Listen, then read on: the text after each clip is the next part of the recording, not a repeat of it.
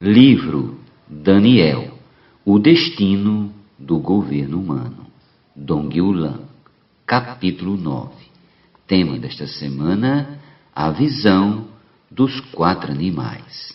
Meta de hoje, leitura das páginas 80 a 81. A interpretação da visão. Parte 2. A partir do 3º século, o Império Romano começou a decair, mas a religião romana se levantou, continuando a perseguição aos santos, até o século XV. Tudo isso faz parte da 4ª besta. Não é como o Império Babilônio, que durou somente 70 anos, ou como o Império Medo-Persa, que durou mais ou menos 200 anos, ou ainda como o Império Grego, que durou pouco tempo. O Império Romano continua até os dias de hoje. Aparentemente, o Império Romano desapareceu, mas a vida romana ainda continua. Praticamente todos os países hoje são regidos pela política e a lei romanas. Os países da Europa são a continuação desse império, e é desses países que virão os 10 chifres.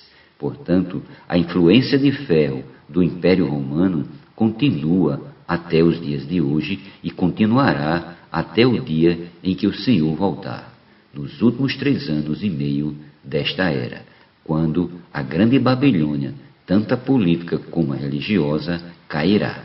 Naquele dia, esse império de ferro será totalmente extinto.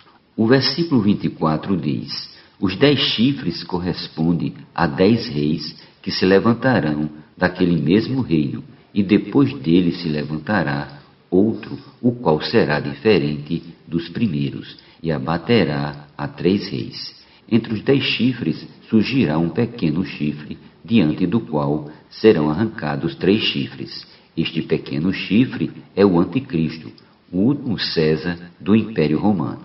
Os 10 chifres representam 10 reis de 10 países na Europa. Esse é um número representativo. De acordo com a profecia, 3 chifres, isto é, 3 reis, serão derrubados pelo pequeno chifre que crescerá.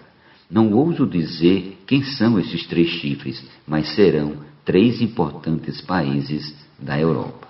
Esse pequeno chifre proferirá palavras contra o Altíssimo, magoará os santos do Altíssimo. Versículo 25, parte A.